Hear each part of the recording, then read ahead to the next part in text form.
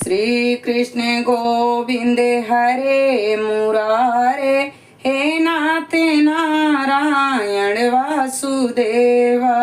राधे राधे दोस्तों, सरिता ज्ञान गंगा में आप सभी का स्वागत है। आइए हम पुरुषोत्तम मास महात्म्य की कथा का श्रवण करें। तृतीय अध्याय। ऋषियों ने सूत जी से कहा, हे सूत जी महाराज, भगवान नारायण ने नारद जी को जो कथा सुनाई थी, आप उसे पूर्ण विस्तार से हमें सुनाइए। सूत जी बोले, हे ऋषियों, जैसे नारायण जी ने नारद मुनि से कहा वह सब मैं उसी तरह आपको सुनाता हूँ।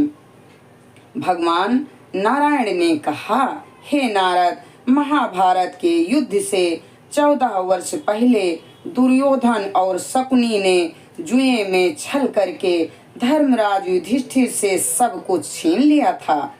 दुर्योधन के कहने पर दुशासन ने द्रौपदी की साड़ी को पकड़कर भरी सभा में खींचा, तब भगवान श्री कृष्ण ने उसकी रक्षा की थी। उसके उपरांत प्रतिज्ञा अनुसार पांडव राज्य को त्याग कर काम्यक वन चले गए। वन में पांडवों ने अनेकों कष्ट उठाए। उन दुखी जनों को देखने के लिए एक बार भगवान श्री कृष्ण काम्यक वन में पधारे। तब अपने निकट भगवान को पाकर पांडव अपने प्राणों को लौटा हुआ अनुभव करने लगे। वे भगवान से प्रेम विह्वल हो मिले और भगवान के चरण कमलों में प्रणाम किया। द्रौपदी ने भी भगवान के चरणों में बारंबार सिर नवाया। उस समय भक्तवत्सल विश्वात्मा भगवान श्री कृष्ण बहुत दुखी हुए और धृतराष्ट्र के पुत्र दुर्योधन आदि को भस्म कर डालने की इच्छा से कोप करने लगे। अर्जुन भगवान श्री कृष्ण के इस विभत्स रूप को देखकर कांप उठे। युधिष्ठिर सहित सभी भाइयों और द्रौपदी ने तब भगवान की हाथ जोड़कर स्तुति की। भगवान कृष्ण का क्रोध कुछ शांत हो जाने पर हाथ जोड़कर अर्जुन ने कहा, हे नाथ, आप जगत की रक्षा करने वाले हो, मैं इस जगत से बाहर नहीं हूँ, फिर आप मेरी रक्षा क्यों नहीं करते? आप हमारे कष्टों को दूर कीजिए। आप तो सारी बातों को जानते ही हैं। हे प्रभु, मैं आपके चरणों में प्रणाम करता हूँ। इस तरह अर्जुन द्वारा करवध्य विनती एवं बारंबार प्रणाम करने पर भगवान श्री कृष्ण ने अपने क्रोध को त्याग दिया। हे ऋषियों, तब पांडवों ने भी संतोष माना और उनके भयभीत मुख फिर से खिल उठे।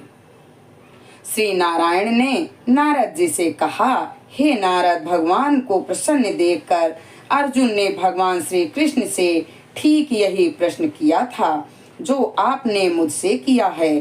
तब श्री कृष्ण ने 2 घड़ी ध्यान किया और पांडवों के हित के लिए इस प्रकार कहा, हे राजन, आपने यह अनोखा प्रश्न किया, इसका उत्तर देने में मैं अपने को समर्थ पाता हूँ।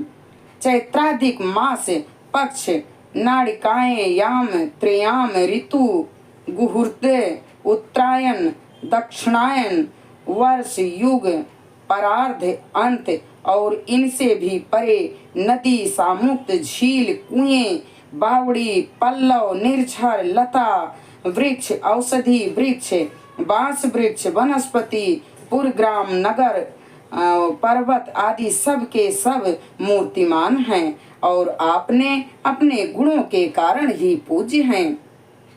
इन सब में कोई नहीं जो अपूज्य और स्वामी रहित हो। हे पांडुपुत्र, इन सभी में एक अधिक मास ही ऐसा था जिसका कोई स्वामी नहीं था। स्वामी विहीन होने के कारण सभी व्यक्ति उसे अनाथ, स्वामीहीन, निंदनीय, अपूज्य और मलमास, रवि, संक्रांतिहीन आदि नामों से पुकारते थे। शुभ कर्मों के लिए इसे त्याज्य कहकर निंदा की गई।